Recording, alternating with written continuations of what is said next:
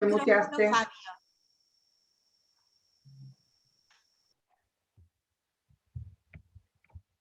Les decía entonces que vamos a iniciar la conferencia inaugural a cargo de la doctora Denise Nachmanovich, Cuidadanía de la intervención a la conversación o el discreto encanto del pensar vital. Durante unos 45 minutos aproximadamente, Denise va a hacer su exposición y tanto Alicia como yo vamos a ir recogiendo las preguntas que pueda haber por el chat para retransmitírselas en el resto del tiempo, salvo que ella disponga otro modo durante el curso de su exposición. De manera que, bueno, Alicia. Bien, buen día, Denise. Buen día, bienvenida. La voy a presentar tal como ella habría querido que lo hagamos. Doctora Denise Nachmanovich, polinizadora, profesora, investigadora y escritora. Ha transitado diversos territorios del saber y las prácticas colectivas y llevando nutrientes del pensar entre unos y otros. Sus aportes comprenden temáticas relacionadas con la complejidad, subjetividad, la corporalidad y el lazo social, la salud, la educación, la convivencialidad y la cuidadanía. En todas las investigaciones ha tratado de hacer lugar a un pensar vital, complejo, implicado y enredado, transdisciplinario e indisciplinado. La linealidad y la esquematización no forman parte de su estética, ya que el pensar es un proceso activo, siempre en curso, que no tiene fronteras. Doctora Denise Nachmanovich es bioquímica, máster en metodología de la investigación, doctorada de la Pontificia Universidad Católica San Pablo con dirección de Sueli Rolnik. Es profesora de la Universidad de Buenos Aires y la Universidad Nacional de Rosario y profesora invitada en diversas universidades de España, Costa Rica, Guatemala, Perú, Chile, Brasil, México, entre otras.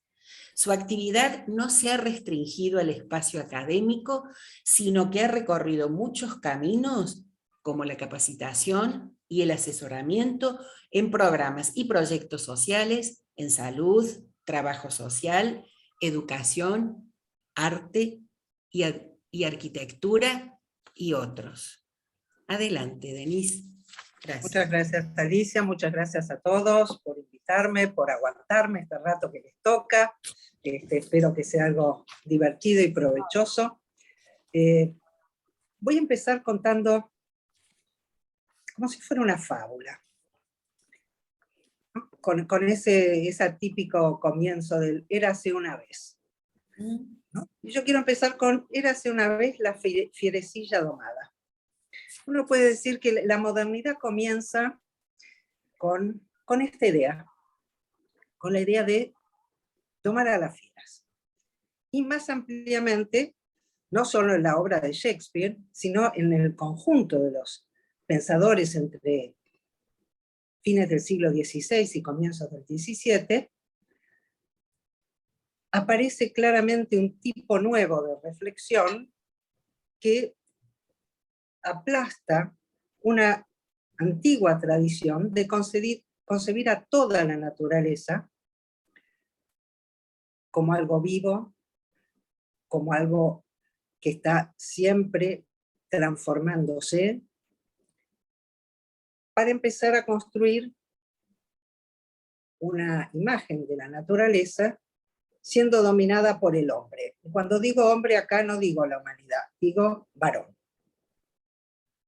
Hay una construcción claramente patriarcal, ¿no? Vamos a entrar al modelo moderno patriarcal, no nos va a dar para entrar a toda la construcción de un pensamiento del patriarcado que siempre, esto lo marca muy bien Rita Segato, se ha caracterizado por una pedagogía de la crueldad. Yo me voy a limitar a trabajar los modos de la crueldad que empiezan a nacer en esta modernidad y se van desarrollando en ella.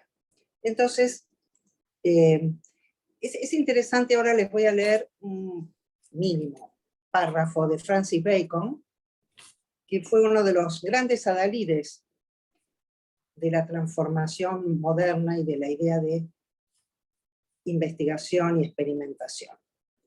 Y dice así: los secretos de la naturaleza se revelan más fácilmente bajo las vejaciones del arte que cuando van por su propio camino. La palabra vejación espero que les haya llamado la atención. Lo merece. Hay muchas traducciones y hay discusiones enormes, muy eruditas. Yo voy a ser muy breve para que hagamos algunas relaciones que creo que son imprescindibles. Muchos autores tradujeron vejación por tortura y van a encontrar muchos textos donde aparece esta idea de torturar a la naturaleza para arrancarle sus secretos.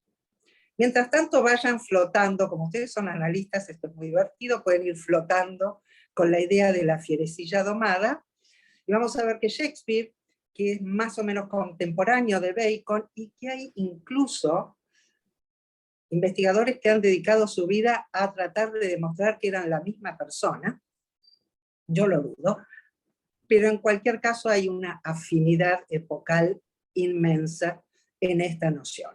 Entonces la idea de torturar a la naturaleza para arrancarle sus secretos y la fierecilla domada van configurando un modo de construcción de sentido del hombre, y voy a decirlo siempre en masculino cuando corresponda, enfrentado a la naturaleza, enfrentado y enemistado con su propio cuerpo, al que también tiene que domar, ¿no? La fierecilla no solo es la mujer, sino que la fierecilla Descartes mediante va a ser el propio cuerpo, y en general el otro. Entonces esto constituye un tipo peculiar de construcción del sujeto. Hay algunos autores, por supuesto, que tratando de aligerar este tono tan desagradable de la tortura, van a utilizar términos que existían como traducciones latinas posibles: irritar, fastidiar, pero son traducciones ridículas, ¿no? La investigación experimental no pretende irritar, pretende extraer.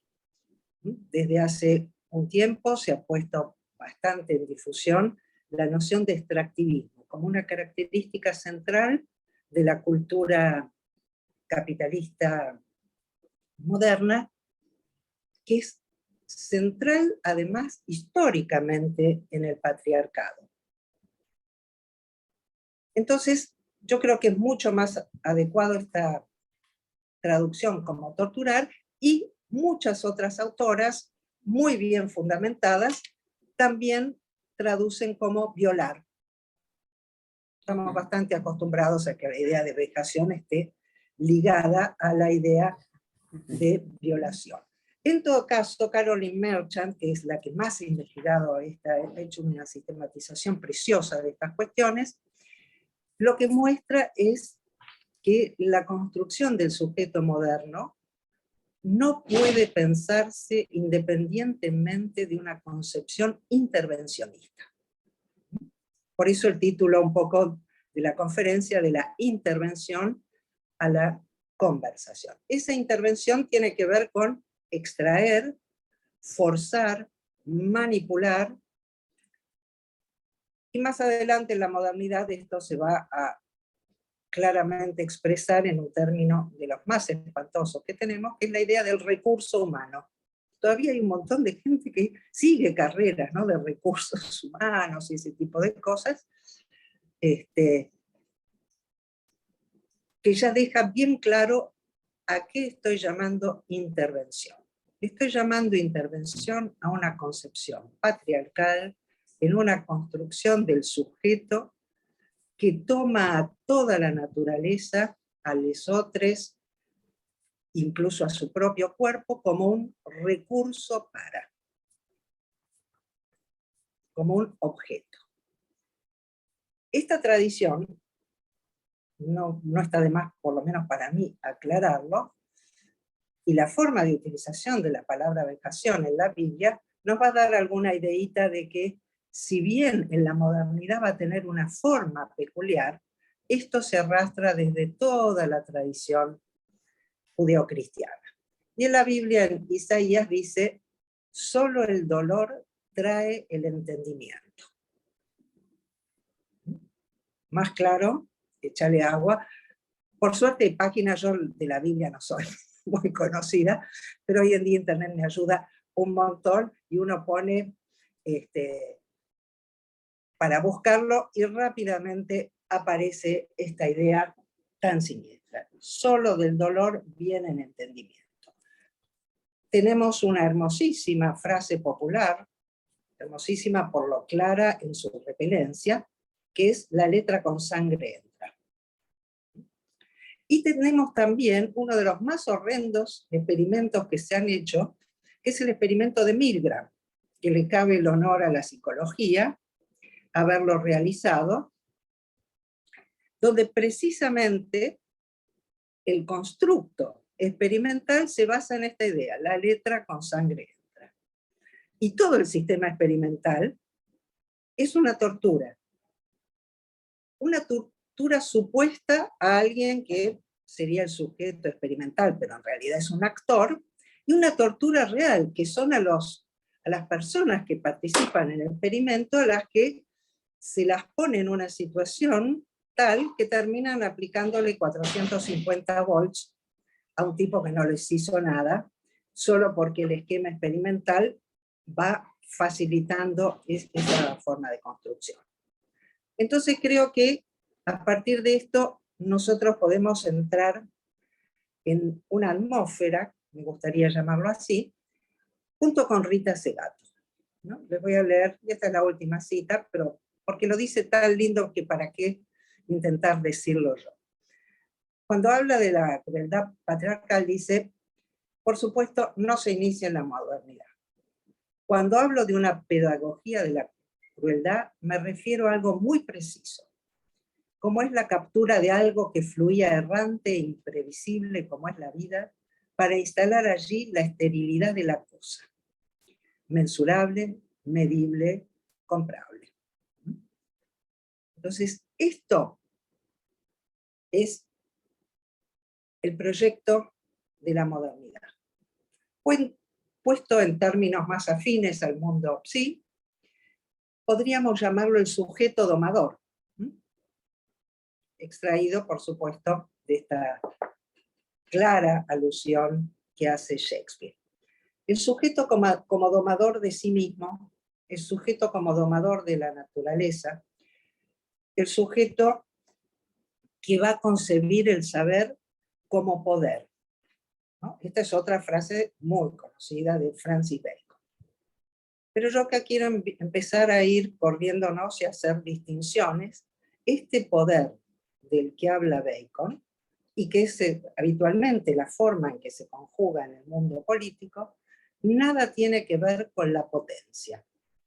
Este poder es un poder sobre el otro, y no es potencia vital en su despliegue con les otros.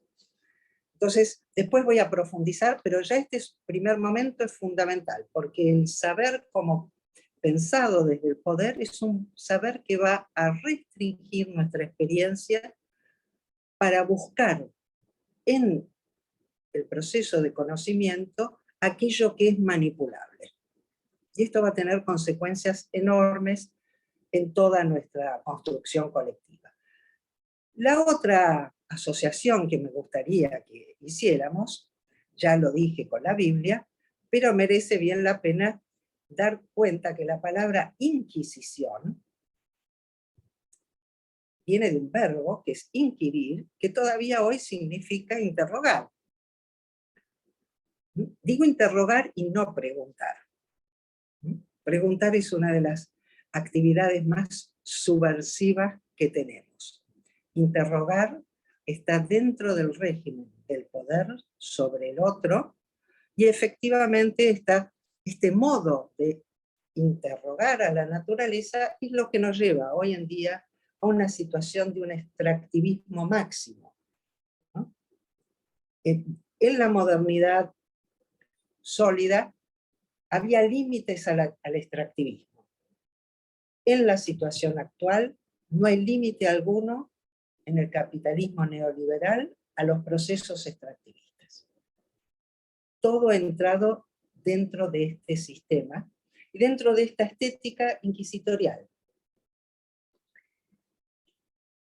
Y entonces, creo que para mí el lugar clave es dar cuenta de que en aquel momento, quiero empezar desde allí, en esa modernidad naciente donde desde Descartes a Bacon, pasando por Shakespeare, estaban buscando domar a la naturaleza y a las fierecillas, hubo una voz disidente. Una voz disidente que siguió prosperando a lo largo de los siglos de muchas maneras, polinizando y fertilizando muchos pensamientos, que es la de Spinoza. La voz de Spinoza, entonces, nos invita a pensar en otra forma de comprender a la naturaleza, de entendernos a nosotros mismos en ella, a nuestra relación con los otros, con nuestro propio cuerpo, con nuestra propia subjetividad. Es que la concepción de Spinoza parte de una noción para mí clave y central, y es que la naturaleza toda es un proceso generativo en el que todas las entidades y todas las criaturas de la naturaleza estamos embebidos. Somos parte inextrincable de esa naturaleza. Y por lo tanto, en esta naturaleza, la relación de la parte con los demás, con cada una de las otras criaturas y el todo en su conjunto, no va a ser pensada como una relación de dominación, sino como una relación de participación.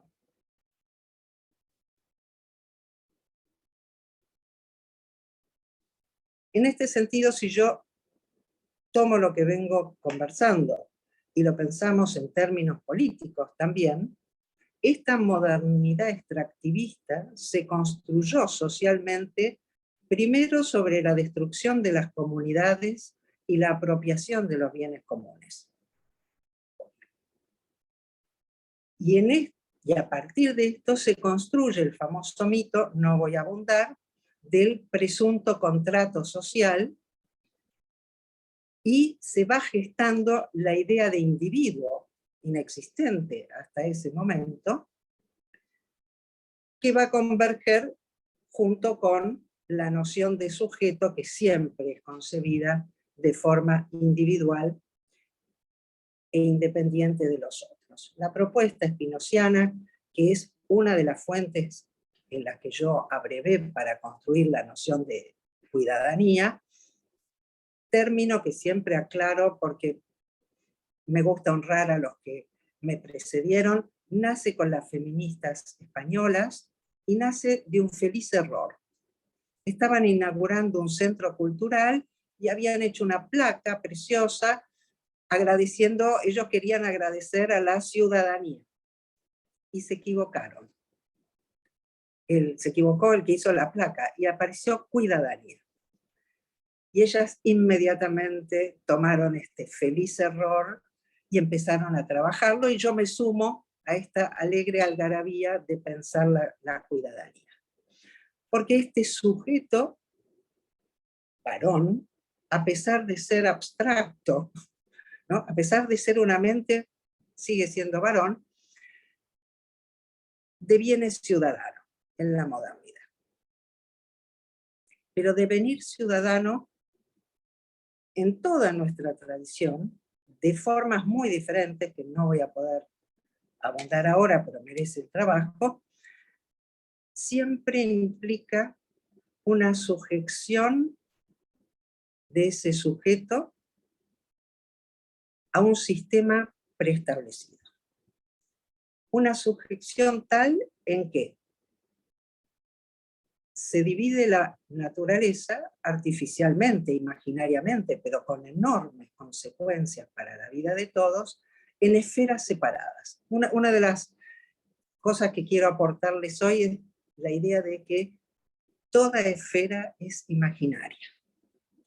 La primera esfera que ya se construye con la ciudadanía en Grecia es la separación de lo público y lo privado, donde precisamente la mujer queda instalada en lo privado. Y recordarles, por si alguno no lo recuerda, que privado viene de privar, de sacarle a alguien algo. Nosotros tan orgullosos con la idea de propiedad y de lo privado.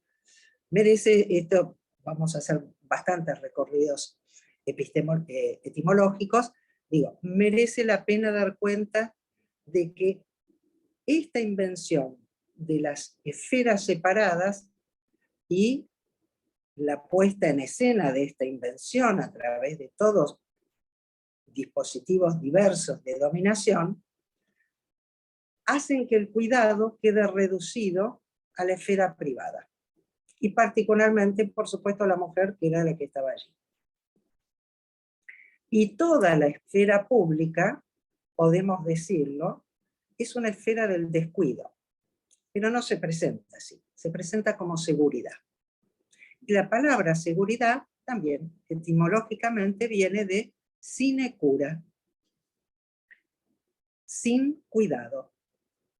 Cura en latín quería decir cuidado. Seguridad deviene sin cuidado. ¿Por qué? Porque el cuidado se vuelve trascendente, se vuelve seguridad, se regimenta. Sale de la vida para entrar dentro del régimen de dominación. Por eso hoy muchas y algunos, en masculino, estamos entrando en otras conversaciones tratando de disolver ese imaginario de las esferas e impregnar todo de cuidado. La propuesta de cuidadanía tiene que ver precisamente con habitar la experiencia desde el cuidado. Pero también aquí es imprescindible aclarar que el verbo cuidar no es un verbo ni dócil ni inocente, y que hay muchas ambigüedades en la noción de cuidado. Algunas vamos a poder mencionar y algunas tal vez con las preguntas de ustedes puedan desarrollarse. Pero la idea clave entonces es que este modelo patriarcal que concibe el conocimiento como interrogatorio e inquisición dentro de un sistema, y esto no es ningún eufemismo mío, ¿no? Cualquiera que haya estudiado alguna vez lo que se supone que es el método científico, que es una fábula, de cualquier manera esa fábula es muy explícita, y dice es un conocimiento controlado. No dice, como estamos diciendo muchas feministas, y quienes nos quieran acompañar, un conocimiento cuidado. Fíjense que también es bien interesante, si hacemos esta relación, que ese conocimiento controlado lo llamamos riguroso. Y en todos los ámbitos científico-profesionales se busca un conocimiento riguroso. Riguroso viene de rígido, por eso hablamos del rigor mortis. Y lo que esta propuesta está tratando de construir es revitalizarlo todo, devolverle el pensar a la vida y salir de esta idea de rigurosidad para entrar a una estética del cuidado.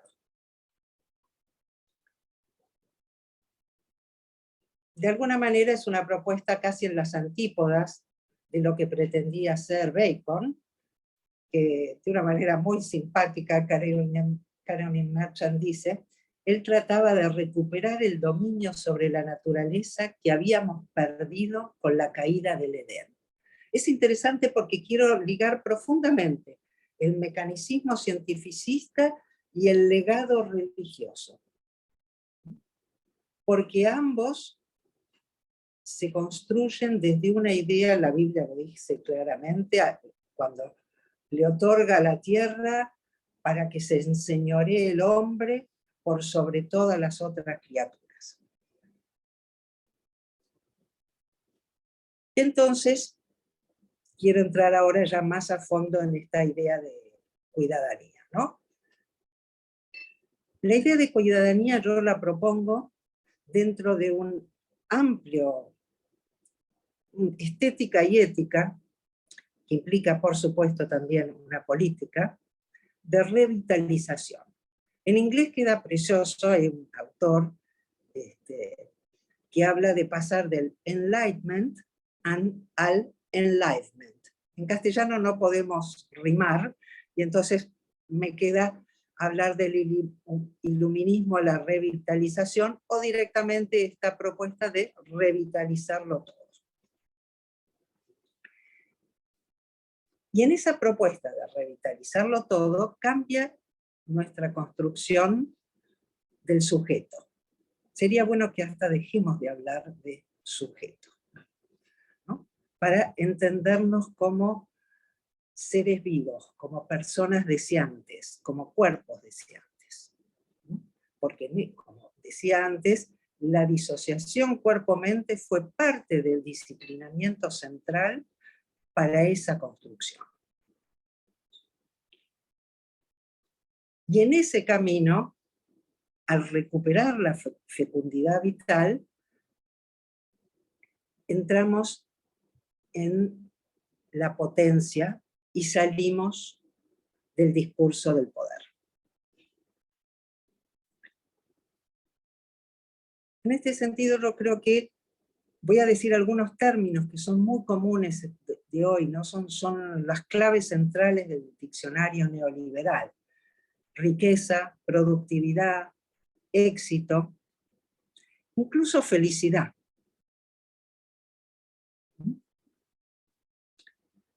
Y a esto, desde la perspectiva de la potencia, lo que vamos a pensar es la naturaleza, la vida misma, la vida de cada uno, como fecunda, fértil.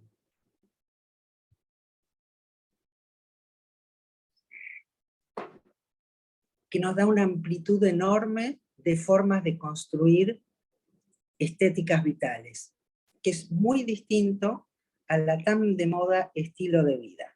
Cuando escuchen estilo de vida, sospechen. Esos vienen las aplicaciones, si entran en la Apple Store o en la Google Store, ahí van a encontrar las aplicaciones del estilo de vida, que es la construcción de la psicología positiva unida a la filosofía neoliberal, básicamente. Desde la perspectiva de la potencia, cuando hablamos de fecundidad vital, estamos mucho más cercanos a los pueblos originarios y al pensamiento del buen vivir. Porque este buen vivir no se concibe desde la intervención, o sea, anda a matarte 40 horas al gimnasio, más la cirugía estética y la comida sana, que es muy gracioso, hacen la comida sana y después yo voy a comprar como agroecológico, me la dan en una bolsa de plástico, porque esta es la construcción que van generando. Entonces creo que, de alguna manera, entrar a esta naturaleza viva, que es una naturaleza también afectiva. Afectiva lo utilizamos en esta perspectiva como el verbo afectar. Todo está siendo afectado mutuamente. Y en esa naturaleza afectiva, la ética, que viene de un pensar desde la potencia y no desde un pensar desde el poder, va a ser la de la conversación. La conversación, pequeño recorrido también por la etimología,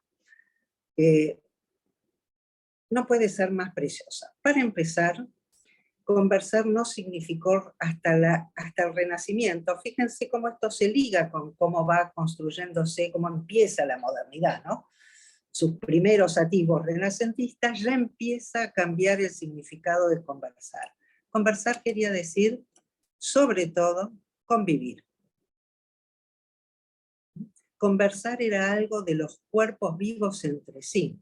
Nosotros en la Argentina todavía tenemos una forma de decir, vení, charlamos un poquito, ¿no? Existe esa conversación y tenemos ese sentido, sigue vivo para nosotros, pero en los discursos oficiales eso no aparece.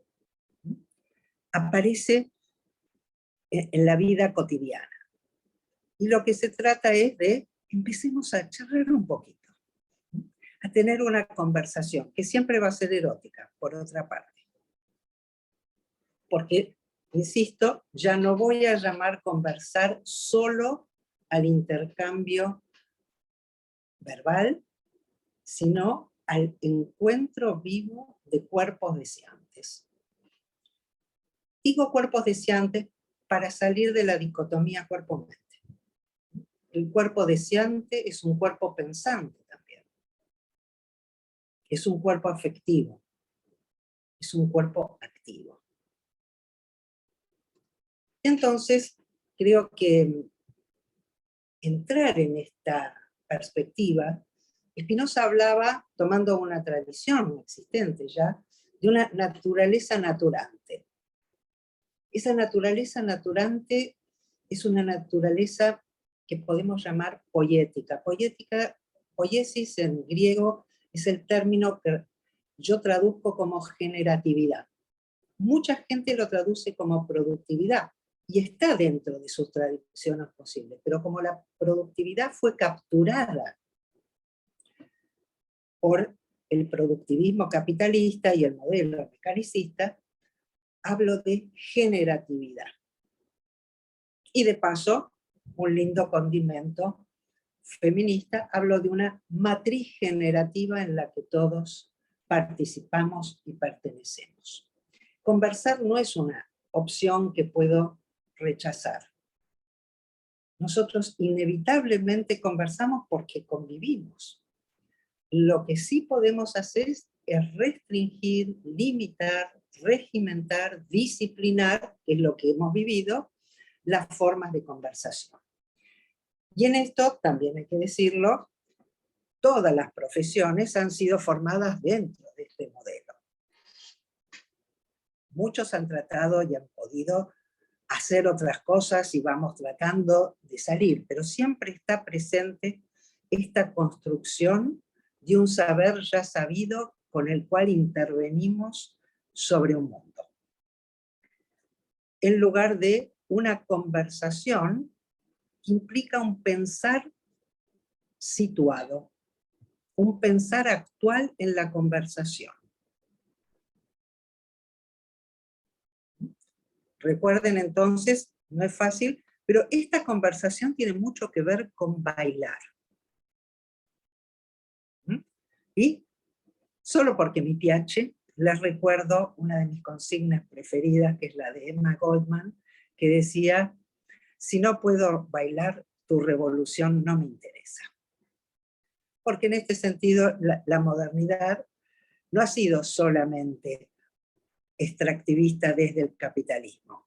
Y hoy lo vemos con lo que es la Rusia actual y la China actual, porque la construcción desde la izquierda también fue una mirada extractivista sobre la naturaleza. Entonces, en este sentido, creo que esta idea de Emma Goldman sigue estando tal vez incluso más vigente que nunca, y por suerte el feminismo la está haciendo recorrer el mundo, ¿no? Tomando la idea de conversar como bailar con el otro, en este encuentro de cuerpos vivos, y en este sentido, en lugar de pensar desde la perspectiva mecanicista, voy a utilizar para ello el verbo conocer, ese conocer mecanicista de la ciencia clásica, entrar a una actividad vital de producción de sentidos. Sentidos que no están antes de la conversación, sentidos que nacen en la conversación. Si uno ya tiene el sentido antes, no está conversando, está sermoneando. Y aprovecho para contarles que alguna vez lo del sermón estaba muy ligado y casi era indistinguible a la conversación, hasta que la Iglesia lo tomó para el predicamento del cura en el público, y de allí ya saben bien cómo terminó el sermón. Pero el sermón es más o menos lo que dice el profesor en la facultad. Lamentablemente, el orador en un congreso está mucho más en la línea del sermón que de la conversación. Y hay que hacernos cargo de esos lugares y ver también cómo los vamos cambiando en nuestras propias construcciones. Ahora se habla mucho de conversatorios. Yo creo que fue hace unos 10 años que me invitaron al primer conversatorio, que digo, ¿qué es eso? Y hasta ahora los conversatorios siguen siendo el mismo eso que dije hace 10 años, un circo de conversación. Uno que habla primero y el otro después, y muy raramente un espacio de sorpresa, de producción de sentido, de creación de poiesis.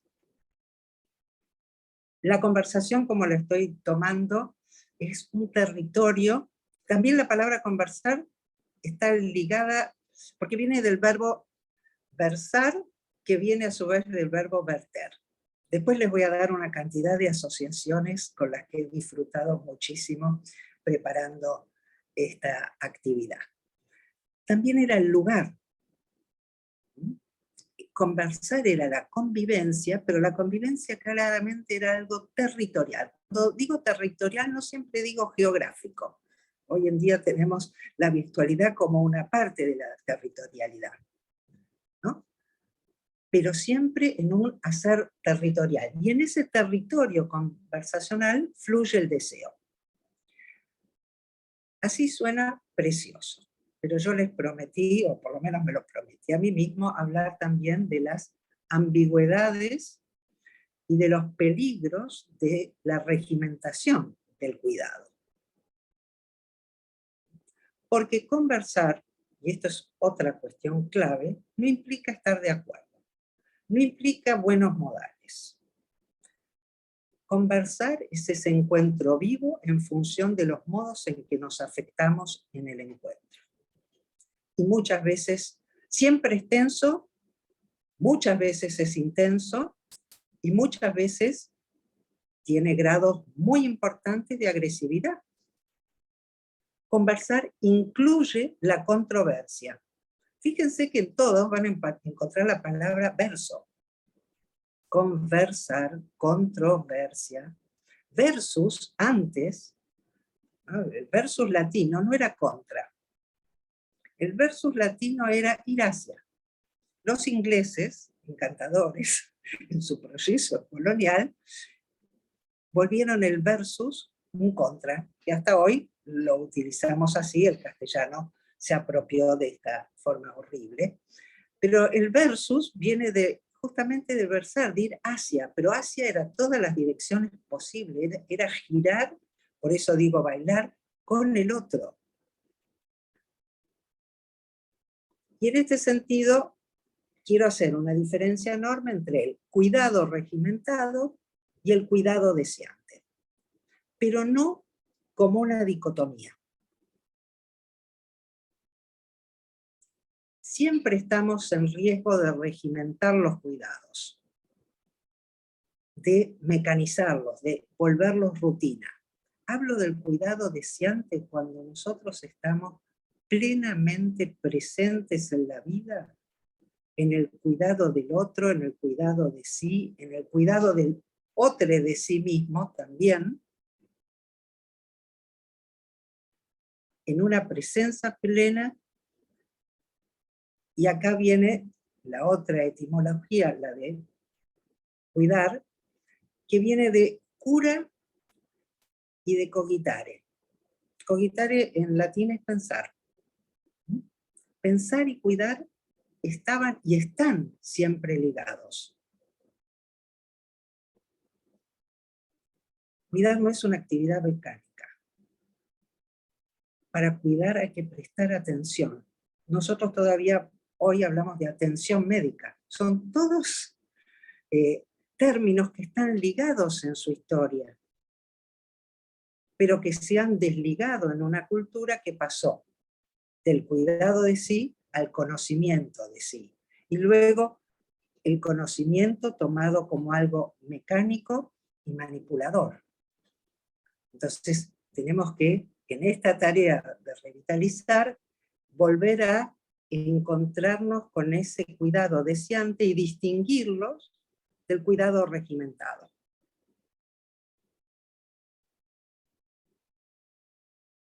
Por eso, mi propuesta, siempre insisto en que se trata de impregnarlo todo de cuidado. La esfera pública, ¿no? La feminista, cuando salimos en muchas marchas, decimos, el Estado no me cuida, la policía no me cuidan mis amigas.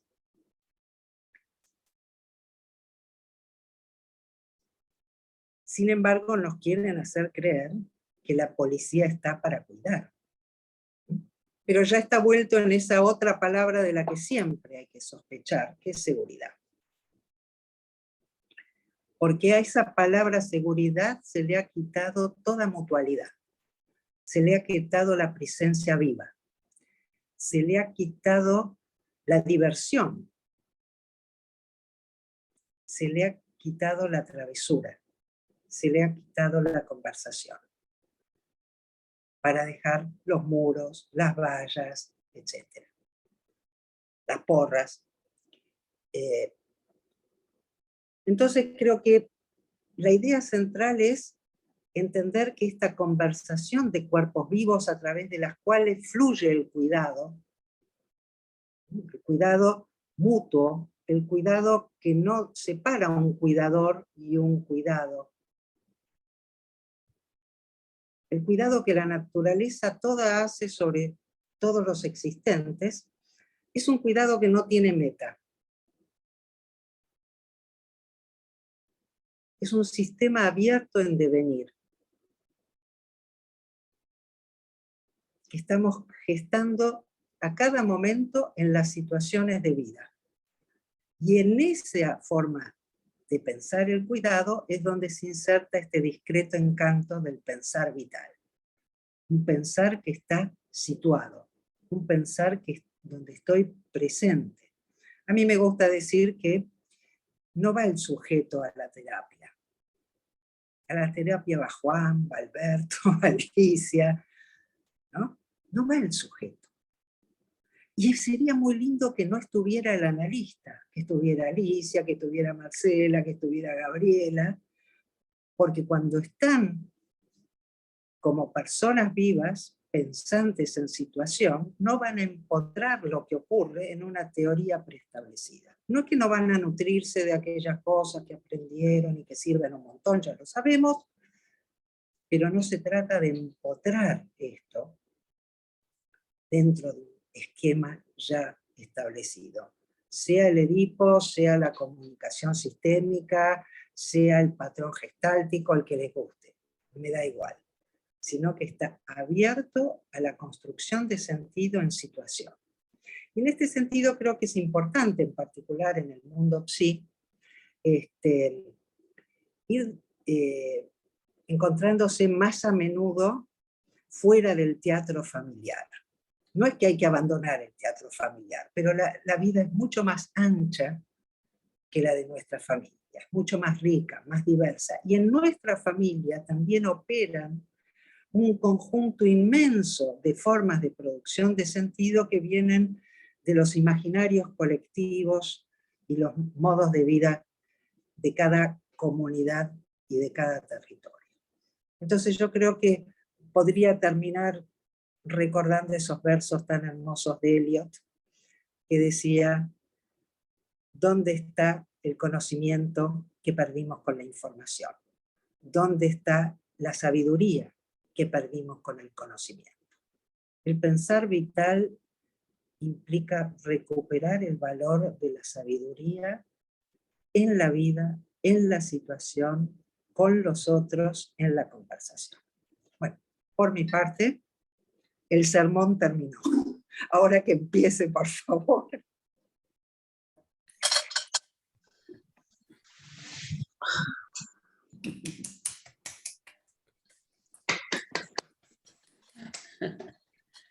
Bueno, si hay preguntas en el chat que podamos ir retomando para que nos la pueda compartir Denise. ¿Sí? Tiene que yo ser no veo por... el chat, me las tiene que decir alguien, porque yo no veo el chat, estoy con un iPad. Sí, no hay problema. Aquí dicen, me emociona escucharte, Denise, gracias. De Compañía Errante, ¿sí?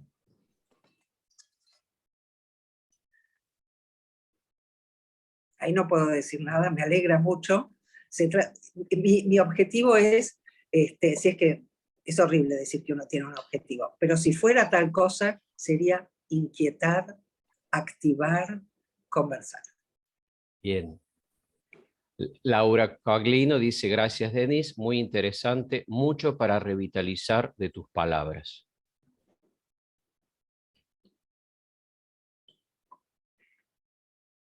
Por ahí elegí los agradecimientos, después me pueden mandar el chat, pero aprovechemos para ponernos en problemas, que es donde más aprendemos. Bien.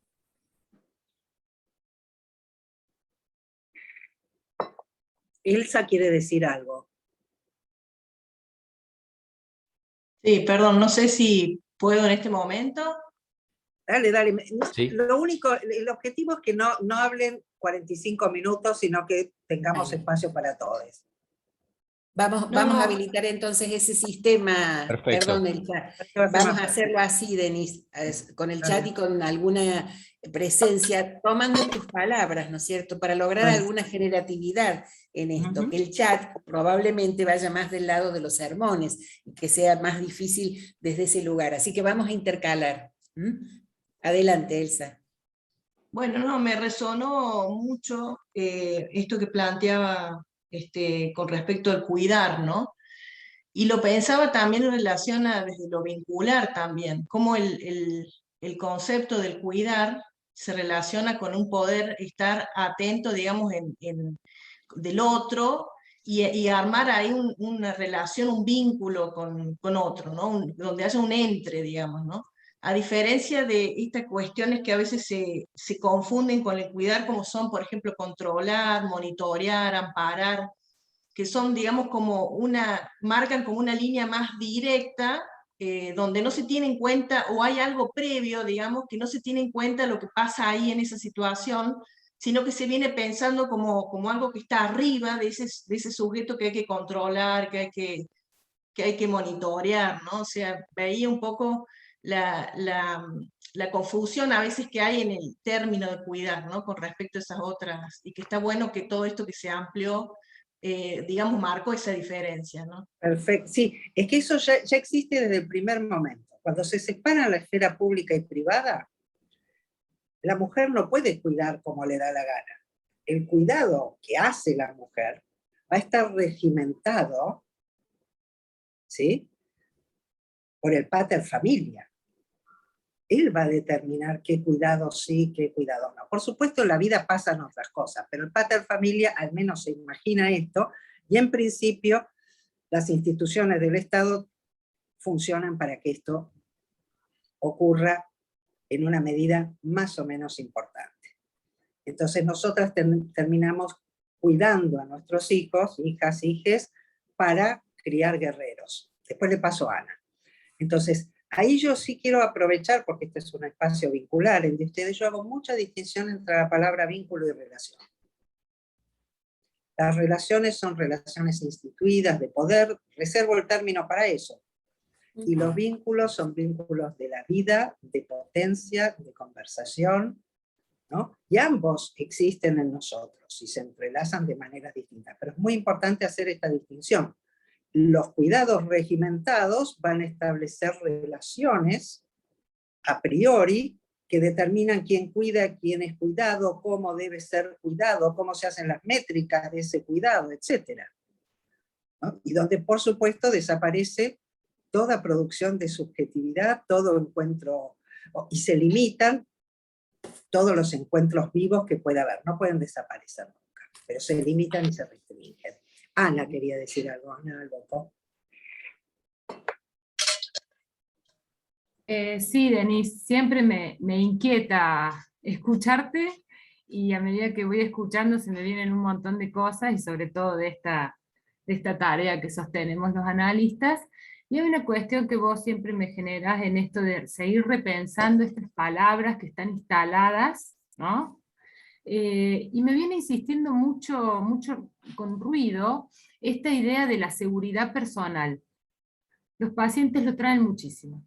Yo quiero estar segura, la seguridad personal, la seguridad, ¿no? Y vos hoy me instalaste esto de pensar la seguridad desde una lógica de poder, y cómo en esta escucha, o sea, cómo lo podés seguir trabajando esta idea. Eso me gustaría seguir escuchándote, en esta seguridad, desde esta lógica que vos propones, en esto que está instalado, que nosotros mismos tenemos que proveernos de ciertas seguridades.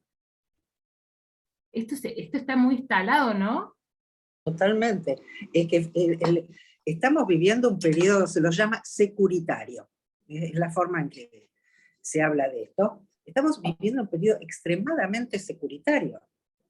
Sin que nos demos cuenta, un día nos desayunamos, yo cuento mi caso personal, pero debe haber sido más o menos parecido. Yo un día me desayuné que toda la ciudad estaba llena de cámaras. Buenos Aires es una de las ciudades con más cámaras del mundo entero.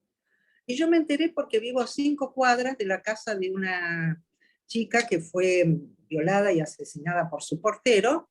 Y entonces los diarios decían, Ángeles fue por acá, y yo decía, es mi cuadra, es el club, es todo.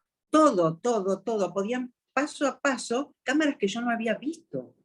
Y que en general alguna veo, pero la mayoría ni siquiera las veo, ¿no? Entonces, en un mundo securitario, esta idea de la seguridad aparece permanentemente, junto con la idea de los ataques, que son imprescindibles para construir el modelo de seguridad. Vos fíjate que están muchos edificios, no sé si en Córdoba, pero acá está la ridiculez esa de el video de un seguridad, que es que está en otro lado. Ponen en los edificios, ¿no tienen ustedes en Córdoba esto? No vi nunca, Es una no. monstruosidad, ¿no? Es una gran pantalla, en la puerta de un edificio es una pantalla con un seguridad, pero que está en otro lado, lo que hay es una cámara. En vez de construir vínculos entre los vecinos, las gentes del barrio, ¿no? ¿Qué sería la seguridad de la conversación? Yo tengo vínculo con todos mis vecinos. Cuando hay problemas nos llamamos, cuando ha habido un chorro lo agarramos. En general la cana más bien nos jode porque cuida a los negocios, porque está pagada aparte para cuidar a los negocios y no para cuidar a los vecinos. Entonces cuando yo voy y le digo, ¿no ves que está poniendo la música que no puedo dormir? Ay, me dice, pero yo no estoy para eso. Digo, ¿pero qué estás? Para cuidarle el negocio al boliche y para que estacionen en cualquier lado la gente y él no ponga. Digo, el modelo de la seguridad es un modelo que siempre se impone sobre la ruina de la comunidad y el cuidado. Donde escuches seguridad va a pasar esto. Pero vos traes otra cosa muy interesante. El modelo de la seguridad también se impone sobre una construcción de subjetividad donde está cada vez más fragilizado el sujeto. Por eso pide seguridad. Y está fragilizado el sujeto, ¿por qué?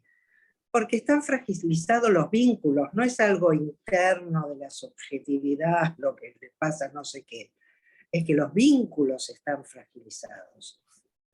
Entonces buscan esta seguridad. Hay un modelo arquitectónico, yo tengo una alumna arquitecta que siempre me da, y trabajé mucho con arquitectos, bueno, me encanta. ¿Vieron Notre Dame? Seguramente alguna foto por lo menos de Notre Dame la vieron. Notre Dame se sostiene sobre unos pilotes enormes exteriores, esa es la seguridad. Es la seguridad de los muros, de los pilotes. El cuidado lo que da es, en biología se usa esta palabra que quiero compartirles, a mí me es muy útil, robusto. La vida es robusta, la vida no es frágil, frágil son los vidrios. La vida no tiene nada de frágil. La vida es robusta porque la vida es cuidada siempre. La naturaleza toda está permanentemente en un trabajo dinámico, no intencional. No siempre pensamos el cuidado como algo intencional. no necesita ser intencional, es una práctica de toda la naturaleza permanente de cuidado. Entonces la seguridad lo que va haciendo es poniendo muros para sostener aquello que no puede sostenerse a través de los vínculos fluidos y de esos territorios conversacionales que han sido cada vez más limitados, cortados, deshabitados en su potencia vital. Entonces, Sí, Perdón. lo que... Dale, no, Carlos. La palabra. Estaba Gabriela o Guada habían pedido la palabra, después María Aurora, Carlos, pues en ese orden podría ser. dale porque ya estamos ahí. Fabio, después yo. Y Daniel. Silvia ¿bien? está. Bien. Silvia Cano. No, yo cortito, era que estábamos charlando acá un poco sobre qué implicó un poco la cuestión del cuidado, estos cuidados reglados, digamos, en la pandemia, ¿no? Aislarse con la familia, con las reuniones solamente con la familia, bueno, todo un modelo de cuidado, y esto de que el cuidado se ha pensado durante la pandemia como el aislamiento del otro, ¿no? El no estar con el otro, el no compartir con el otro. Bueno, preguntarte un poco sobre eso, cómo lo has pensado. Sí, bueno, como no voy a poder abundar mucho, voy a decir algunas cositas. Ahí está, si googleás una conferencia, di varias, una en el Centro Oro y otra en un Facebook de salud mental y demás. Pensar en tiempos de pandemia. La del Centro Oro no me acuerdo, pero pone Centro Oro, te lo va a dar. Digo, estas cuestiones que en la pandemia en la Argentina y en el mundo, lo que existió, y ahí podemos verlo las dos cosas, fue, por un lado, un cuidado regimentado, un cuidado de Estado, bien ligado a la construcción de seguridad, donde se inventa esa infamia, que es el aislamiento social. No existe el aislamiento social. Nosotros no hemos estado aislados, la comida ha llegado a tu casa, la comida tuvo que recogerse en algún campo, llegar hasta un lugar, llegar hasta tu casa, los médicos atendieron a la gente, etcétera, etcétera, etcétera, etcétera. Hubo una restricción de localización, que no es lo mismo, pero esta idea de que nos inventan, mirá, por eso es tan importante y quiero sí honrar esta parte de tu pregunta, ¿no? Cuanto menos aislados estamos, más nos quieren decir que estamos aislados.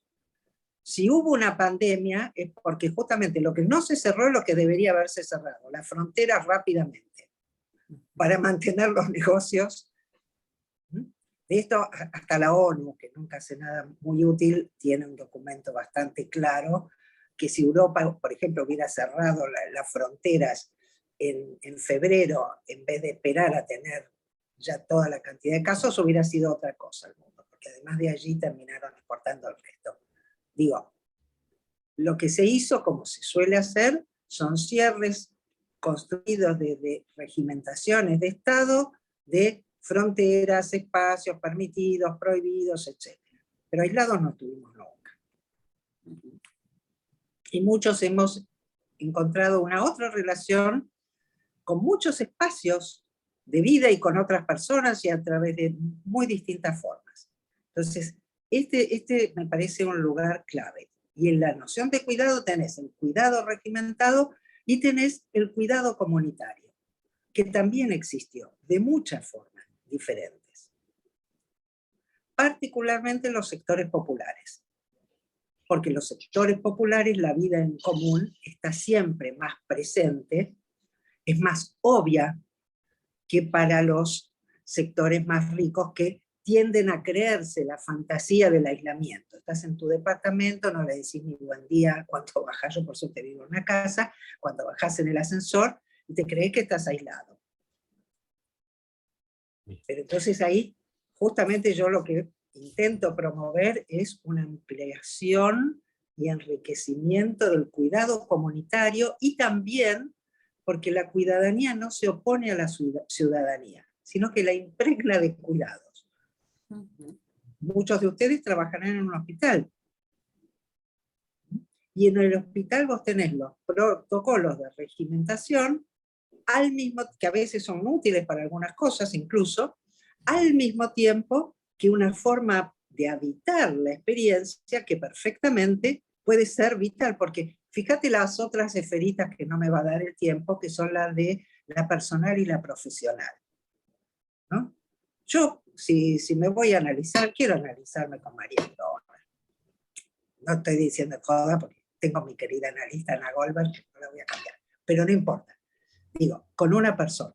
No me analizo con una institución, no me analizo con una profesional, me analizo con una persona viva. Entonces, este es otro de los elementos claves de restituir el cuidado en todos los áreas, disolviendo la idea de áreas y de esferas, ¿no? Lo único que hay es una cotidianidad.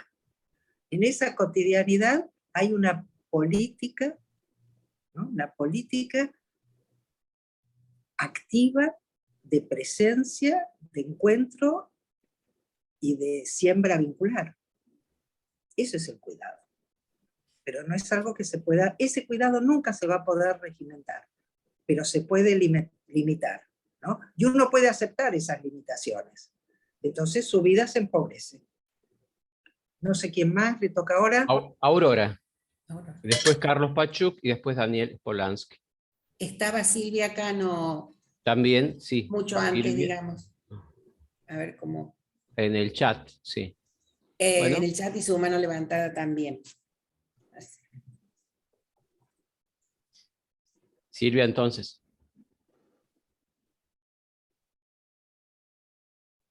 Te muteate. Sí, la verdad que, bueno, gracias Denise, la verdad que abre mucho pensamiento, me plantea muchas cosas, lo que va surgiendo, y puntualmente estaba pensando en relación a los dispositivos, ¿no? En estas lógicas en tensión, ¿cómo me sale pensar también en lo que de repente ocurre acá, en este espacio, ¿no? En principio aparece el chat como una modalidad de intercambio, ¿no? Y luego la apertura a que podamos conversar entre, ¿no? En alguna medida también pensaba en cómo dinamizar esta posibilidad de espacios donde esta posibilidad de encuentro, y pienso en las instituciones puntualmente, que están tan formateadas por esta dinámica patriarcal, esta estructura donde hay un otro en el lugar de saber, donde está de alguna manera esto que vos decís como regimentado, ¿no? Y cómo acompañar esos procesos de transformación necesarios en las instituciones cuando hay tanto encierro, ¿no? Cuando digo encierro me refiero a la cultura, a la mortificación de la que habla Ulloa, ¿no? Se me ocurre que es fundamental pasar de esto de relación a lo vincular que vos decís, pero pienso en lo complejo, en sistemas que todavía están muy arraigados, ¿no? Pienso, no sé, en el ámbito educativo, donde siempre hay un docente o esto de sermón que vos decís, cómo estos procesos de transformación en los dispositivos y cómo acompañar en crear tal vez nuevos dispositivos. Pensaba un poco esto en el espacio grupo, lo pensamos muchas veces en relación a pensar un espacio que hoy también proponemos que tiene que ver con el foro, y cómo armar espacios donde algo de eso, de este conversar, dé lugar también a la diferencia, a las tensiones que existen, esta cosa de, o sea, las tensiones en lo distinto. Bueno, por ahí voy pensando. Fíjate, ya me inspiraste con una cosa que no dije, porque nunca me da tiempo a decir todo lo que preparo, pero diversidad, conversar, diversidad. Vienen todo, hay todo un área de pensamiento delicioso en esto. Entonces, ahí lo que aparece, digo, esto es un tránsito que va a llevar mucho tiempo, porque precisamente las relaciones de poder siempre están en tensión en relación a las potencias diversas que están allí produciéndose. Yo llevo años tratando, qué sé yo, creo que era con los psicodramatistas que un año lo logramos. Y entonces hicieron un mix, una mesa pero después de la mesa de exposición con los oradores, qué sé yo, íbamos con todo el mundo, nos sentábamos en el piso, había gente que había dibujado, se planteaban otro montón de cosas. Y al año siguiente, le digo, bueno, vamos a profundizar lo que hicieron, porque me invitaron al año siguiente también. No, porque alquilamos el Nacional Buenos Aires y ahí no se puede. Bueno, entonces, elegís un edificio donde no se pueda, y parece que es un karma, había que hacerlo ahí. Los congresos de la Sociedad de Pediatría, en particular los de Pediatría Social, se hacen en el Sheraton, porque están arreglada la dirección con el Sheraton. Fantanguita, olvídate, digo, hay relaciones de poder muy profundas. Y eso depende también de la actividad de todos, porque hay mucha gente que se queja, pero se queja en el café, se queja en el pasillo, se queja, básicamente, se queja, que es un embole. Digo, es una cuestión, por ejemplo, hay en YouTube gratis, hay no sé cuántas conferencias mías de cuidadanía, las podrían haber visto, y después hacíamos un conversatorio. Y entonces, en vez de tener 45 minutos de exposición, tenían 2 horas de conversación. En el campo del espinosismo, que presuntamente debería entender esto, pero como todos los campos, nada está garantizado y las relaciones de poder hacen lo suyo, hacen un coloquio Spinoza hace muchos años, que ellos se aman entre sí. Yo fui una vez con un grupo importante de amigos, queridos, alumnos, y qué sé yo, y el coloquio era un congreso. Entonces cuando termino le digo a Diego Tatián, a quien realmente respeto mucho intelectualmente, pero hay algo del circo de todo esto. Le digo, Diego, esto no es un coloquio, esto es un congreso, pero llamaste coloquio. No me cuentes cuentos, digo, porque vienen, y además la gente de ciencias sociales, por lo general, lee el trabajo, los psicoanalistas también. Bueno, algo horroroso, algo que yo no puedo ni prestar atención. Leen el trabajo. Digo, yo ya aprendí a leer en la primaria. ¿Por qué no reparten los trabajos? Cada uno los separan en temas de interés, cada uno se va a un conversatorio de los temas de interés, de los trabajos que yo ya sé leer, querida, que no necesito que me vengas a leer nada. Estas cosas que son muy obvias, no se dicen. Tiene que venir un extraterrestre como yo, que no pierde nada, para decirla. Y 3 días van a decir que sí, por ahí un año van a hacer algo distinto, y al año siguiente alquilan otro lugar, y va y viene, y va y viene, y va y viene. Mucha gente joven ya está haciendo otros lados, está armando otras cosas. Cuando empiezan a ver que no tienen, van a empezar a hacer otras cosas. Es un tema de promover la potencia y encontrar también, porque el discreto encanto de pensar, lo de discreto para mí es muy importante, porque nosotros nos dejamos llevar por la parafernalia, ¿no? El discreto encanto de pensar tiene que ver con darnos cuenta que podemos atrevernos a conversar, que no necesitamos a nadie que venga a exponer ninguna cosa, porque casi encima de ustedes que lo escriben todo. Y de paso, cañazo, y muy literalmente, de paso cañazo, en este caso, digo, una cosa que vos te das cuenta de cómo se da el rigor por sobre el cuidado son los trabajos PSI, donde las viñetas clínicas son las decoraciones de la sonata teórica. ¿No? Y el que no entienda la diferencia, agarre cualquier trabajo con viñetas y lea una historia clínica de Oliver Sacks. No tengo más nada que decir. En una historia clínica hay pensamiento, hay historia, hay involucramiento, hay sentido, hay afectos. No está disociada la teoría de lo que se hace. En los trabajos habituales está todo disociado y la viñeta, por lo general, es apenas como un confite que le ponen arriba a la torta, pero bastante miserable. 2 o 3 confites y punto. Entonces, entrar a la conversación es hacer estas transformaciones. Y estas transformaciones desde el punto de vista práctico no son difíciles. Lo que son difíciles es desde el punto de vista del poder. Bueno, ¿Aurora?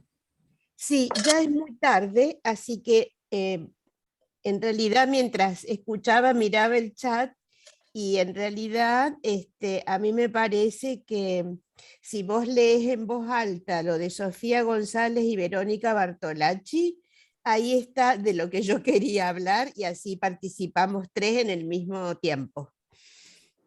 Bueno, Sofía dice, una de las significaciones que veo de la palabra cuidar es una asimétrica y dicotómica entre un cuidador y alguien cuidado. ¿Cómo pensar un cuidado más mutuo desde una lógica más horizontal? Y Verónica, hay una experiencia que se hace en Purmamarca el primer jueves de octubre cada año que consiste en encontrarse en la plaza a conversar. No hay consignas y se van armando grupos de acuerdo al deseo de participar en una u otra conversación y dura varios días. Sí, hay una, en relación al cuidar, como decía, hay un cuidar regimentado que yo distingo radicalmente del cuidar deseante.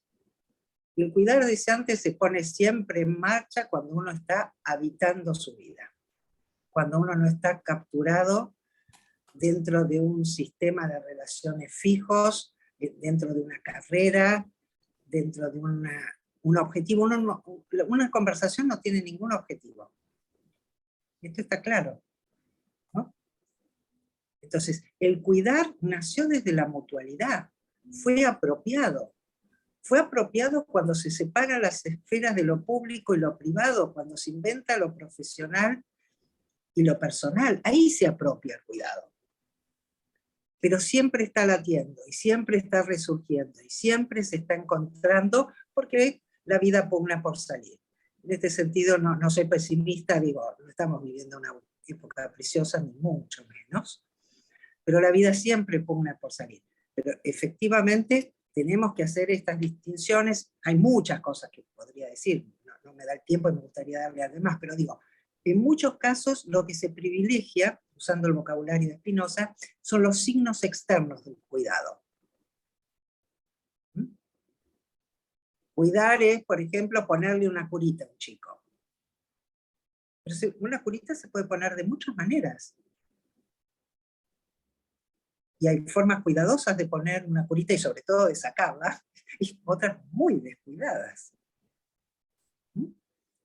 Entonces, nuestra cultura y lo que se puede regimentar siempre son los signos externos.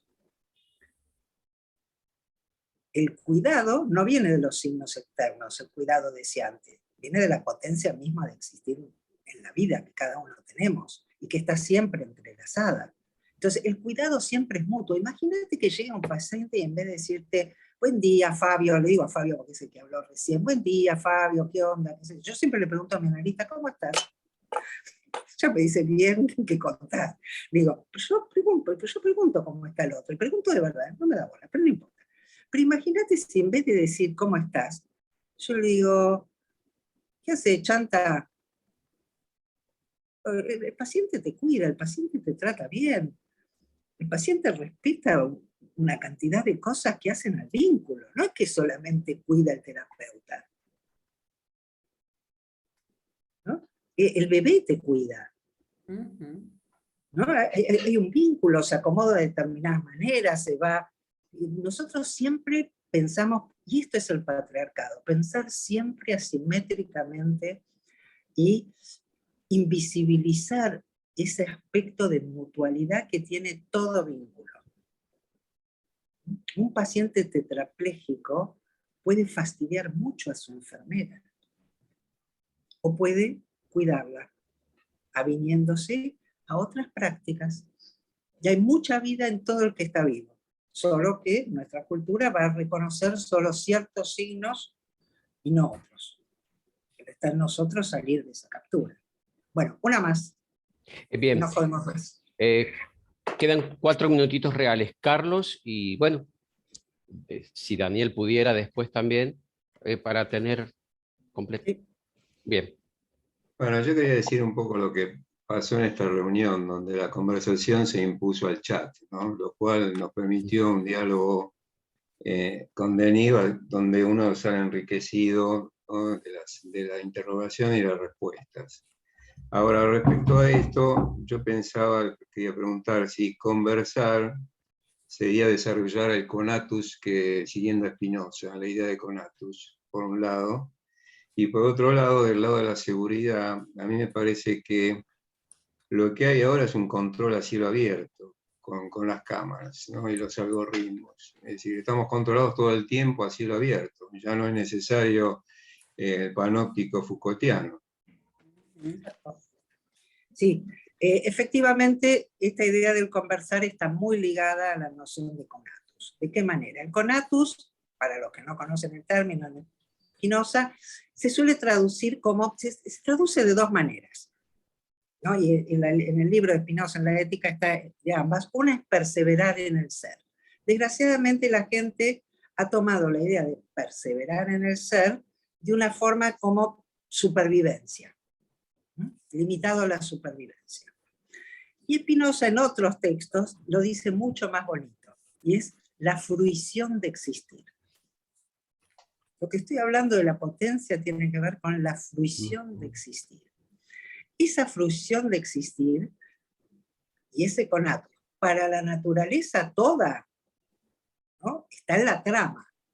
En la trama estamos cada uno, pero estamos embebidos en la trama. Entonces el conatus de cada uno de nosotros solo puede desarrollarse en la conversación, es decir, en el encuentro con los otros cuerpos convivientes. No existe otra posibilidad.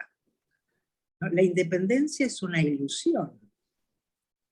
Cuando uno acepta la entredependencia, yo prefiero hablar de entredependencia que de interdependencia, lo mismo que no uso jamás intersubjetividad por muchas cosas, pero en todo caso la cambiaría por entre, pero tampoco me gusta mucho.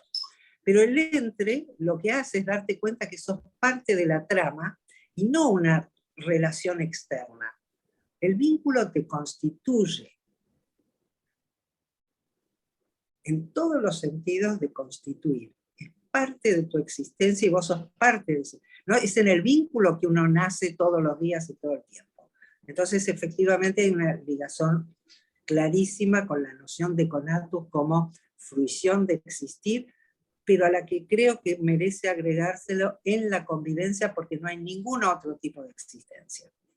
Pero como nuestra cultura delira con existencias individuales, hay que agregárselo por ahora. Ya hace más largo. Bueno, Daniel. Bueno, una más, como dijo Daniel. Fabio. No, pensaba, me surgió una idea de sentir que estamos secuestrados. Estamos secuestrados, nos secuestran, nos gusta estar secuestrados, porque, uno que le gusta el cine, me acordé de la película La Habitación, donde de alguna, no sé si se la han visto, donde